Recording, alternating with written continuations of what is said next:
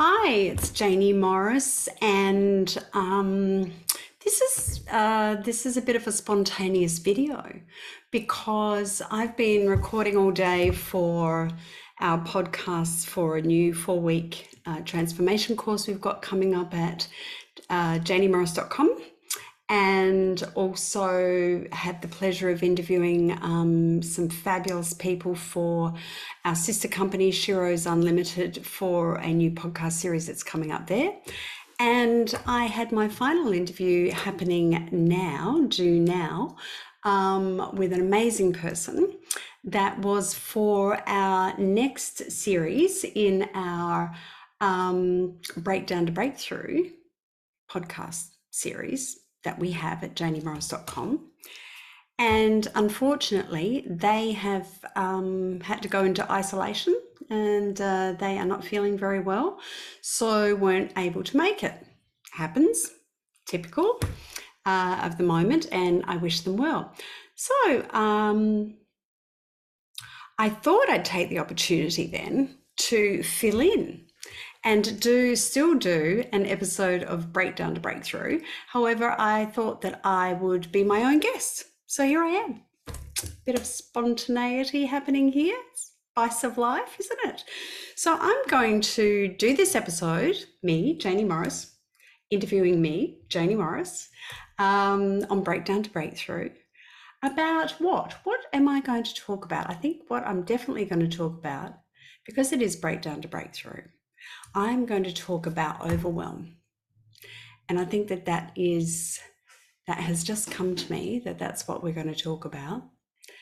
And I think it's fortuitous that we talk about overwhelm, because today has been a little bit overwhelming for me. And in talking to some other people over the last couple of days, the feeling, is it a feeling? Is overwhelm a feeling? The emotion, is it emotion? Overwhelm is actually almost a global pandemic as well, for a multitude of reasons, not least of which is the world that we live in today. Now, I'm going to take that sentence that I just said, the world we live in today. The world we live in today is a statement that every generation says. Every generation uses that statement at some point in their life to describe what life is like in their later years, as opposed to what it was like in their younger years. But here's one of the things that I have learned, and that is, obviously, as every year goes by, or as my gorgeous friend Cosmic Carol says, our solar return, every birthday is our solar return. If you don't know what that means, check out the new 4-week transformation course we're about to launch, because she's going to be talking about that. Anyway, I digress.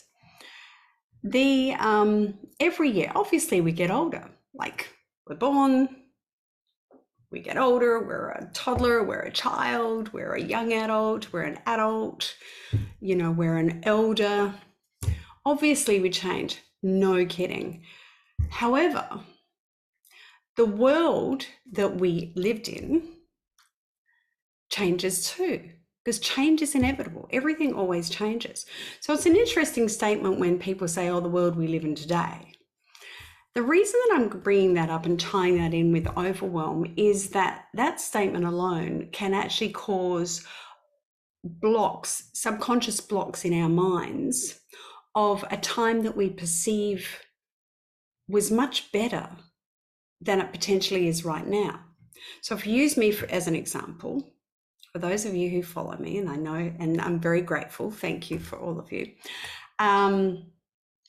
In particular, over the last few years, there's been lots of changes in my life, personally, physically, spiritually, financially, mentally, environmentally.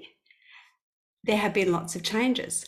And as each change has occurred on a subconscious level, it has been triggering what life used to be like. And those changes, not being that good, have actually triggered that feeling of me of, oh, I wish it was like it used to be, like in my personal life. Oh, I wish it was like that cloud of happiness 13 years ago. And that was actually a cloud. And what happens to clouds? They dissipate and go away, which means they were never really there in the first place. And the same of, physically. This year, May 2022, I actually celebrate the 10th anniversary of being given 2 months to live in 2012. Now, in 2012, I was overwhelmed because I was given that prognosis and I was going through a really bad time with that. And I thought I wasn't going to live. And I was thinking back then, I wish it was 5 years before that. If I had have known now, maybe I might have been able to get the expert medical help then to stop what happened to me happening. Again, different time, different changes. Lots of things like that in our lives, careers as well. For me, over the years, I have had some incredible opportunities in Australia and overseas. I've had the great fortune of being a CEO of an international health company. I've been general manager of another health company, international company. I've also had great opportunities working in marketing in some fabulous organizations that have been helping others. I've had incredible opportunities of working with not-for-profits, which is my passion in particular. And at the same time, I've enjoyed writing, and I've managed to work that in as a career. Obviously I've got another book coming out very shortly, and my 4th book is nearly finished as well. So that'll be released in about 12 months. So, lots of different things. But with all of those, there's always been overwhelm, because we play so many different roles in our lives. And when we allow ourselves to go outside of ourselves and allow the outside environment to infiltrate us and to take on things that are going on around us more than we should, it builds a subconscious overwhelm within us. And for some people, it gets to a point where it just explodes and they don't know where to go. They don't know what's going on, and they can't think clearly as well. It's interesting. So another example. Yes, in the world we live today, it's not like it was before. It's certainly not like it was 3 years ago. We have a global pandemic that everybody's been dealing with in one way or another, have been having opinions on it in one way or another. We have had political turmoil, local, globally, and everybody again has opinions on what that is all about. We have currently, we have major challenges over in Eastern Europe that are affecting everybody. And all of this, we get the information about what going on outside of us from all different sources. Obviously, social media, television, radio, the media in general. And again, they're all different opinions and thoughts and commentary on all of that. And when we allow ourselves to be immersed in that on a daily basis, so we're taking all of that information in, all those different opinions, which is, giving us all these different emotions of fear, concern, worry, anger, confusion. And then you put inside of that our own lives of what our responsibility is from the moment we wake up every day, which, as you know, my strong belief is your number one responsibility when you wake up at the beginning of every day is yourself. You have to take care of yourself first. If you don't take care of yourself physically, emotionally, spiritually, then you are no good to anybody else. You've got to take care of yourself first. And that's not a selfish thing. It's actually a very selfless thing. Because if you think about it, if you don't take care of you, then you can't take care of others. You can't help others. You can't do things for others. So when you wake up every day, your number one responsibility is for yourself. So you've got to take care of yourself physically, emotionally, financially, spiritually. You've got to take care of yourself. And then you may be in a situation where you have family around you. You've got to take care, play your role in taking care of them. And then you've got your own work that you need to take care of every day, and your own environment that you need to take care of every day. And then you're taking in all of the other things that are going on locally and globally as well. Can you see how like it's all going in, and then you can have this overwhelm, and it can stop you.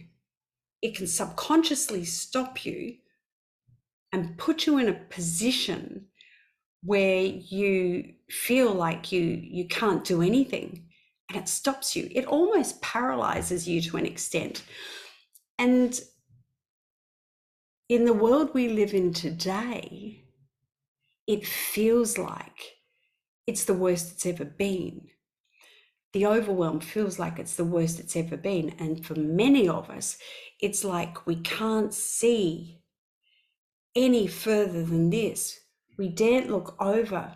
We daren't look under. We daren't look to the side for fear of something else coming in to pad into that overwhelm and stop us even more. This is where depression, unhappiness, biggest thing, unhappiness, depression, fear, anxiety, they're all on the rise. Many years ago, the world was in a very similar position. Granted, didn't have the technology that we have today, didn't have the systems that we have today. But if you think about it, before many of us were born, the world was actually experiencing what it's experiencing right now. And people were in overwhelm like we are right now. However, if we look at many of the things that the people in those times, in those days, did to overcome overwhelm and anxiety, fear and depression, we can utilize that and use that as our strength to find a way to see over, to break through, and to be able to move forward. Now, I'm not saying it's a quick fix, because it's not. And you know, I openly share with everyone that, especially in the last 2 years, depression and unhappiness and sadness and heartache have been the core of every day for me. And it's been horrible, and it still is horrible. And I wish it wasn't like that. However, it is. And I have days where all I want to do is stay in bed and put the doona over my head and wish the day away. And some days I do that. And some days I don't even open my door. Some days I don't even answer the phone. Some days I just don't talk to anybody. And some days I just sit on the couch and cry and cry and cry. And in those moments, it's hard to think about the old days, about the good old days. It's hard to bring all that back and get any strength. So here's the thing. When you're in those times of overwhelm, of unhappiness, of sadness, of I don't know where to go now, I don't know what to do now, I don't know what am I doing? What am I doing? Is there any hope? Be gentle on yourself, because this is what I have heard that people years ago, even before I was born, on this beautiful planet of ours, who were going through the same as we're going through right now globally, I have read stories about what they did, and they allowed themselves to have that space, to give themselves permission not to open the door, not to speak to anybody, to stay under the blankets for the day, to sit on a couch and cry. They gave themselves permission to do that. And more often than not, when they did that, they found that it was a release. It allowed their emotions to release. It allowed their subconscious to take a little bit of pressure off, because it wasn't getting overwhelmed by any other opinions or any other thoughts by anybody else except themselves. And then the next day, they got up, took care of their number one responsibility, and got on with life. And look at what happened to the world after that. Sure, I mean, the world's not perfect. There's, there are so many things that we need to advance and to help and to correct and to support. And of course, my number one passion is, as an advocate and a voice for women over 50, especially women over 50 going through homelessness and domestic abuse, and women over 50 who find themselves who are no longer in their relationships, and some of those relationships have been a pretty bad relationship, or perhaps a relationship that's not really a relationship. Read my next book. For me, that's my space, that's my lane. And so that's what I share with people. And that's hopefully where my strength comes from a daily basis, to help in that space. The other more important area of my personal life is my family and my grandchildren. And if you are a woman over 50 and you have family that can help you, support you if you're going through overwhelm, then my advice to you is to be honest and open with them and let them know. Don't pretend that you're okay when you're not. Because when you pretend that you're okay to your family, they believe you. And then your support network isn't there. Your family is your number one priority. And for many of us, we have thought that in years, as we've been going through the years, we've always thought that, many of us have thought, the things that we're doing is for our family, but in sacrifice of our family. So if you're in that space, don't do that. And that's a whole nother conversation. But anyway, that's what I wanted to talk to you about today on this episode of Breakdown to Breakthrough. Overwhelm. I hope there's something in there that might have resonated with you, might help you right now. You might have thought, oh, that's a good point, Jaynie. That's a good point. Give yourself permission. And if you've got any comments or any questions about what I've been talking to you about today, drop them below where you're watching this right now. Please like and share, of course, our podcasts and any other podcasts in this series of Breakdown to Breakthrough. All you need to do is go to JaynieMorris.com to the podcast section, click on there. We've got lots of different podcast series now that are inspiring and motivating and have lots of ideas. But if it's Breakdown to Breakthrough that you're looking for, then you are going to find some great people there. And I've been the filling guest today, so thank you for joining me. I appreciate that. And of course, our podcasts are worldwide. They're available on Apple Podcasts, iTunes, Spotify, wherever you get your podcasts. So please make sure that you do subscribe as well and never miss an episode. So thanks for having me today. Thanks, Jaynie, for having me today. I've really enjoyed this. Well, you're more than welcome. Thank you for being my guest. I'd like to have you on again. Well, I would enjoy that. Thank you. Sorry. Yes, they don't call me CJ for nothing. Look that one up. Wherever you are in this beautiful, amazing world of ours, I hope you have an absolutely fabulous day. See you on the next episode of Breakdown to Breakthrough podcast. I'm Jaynie Morris.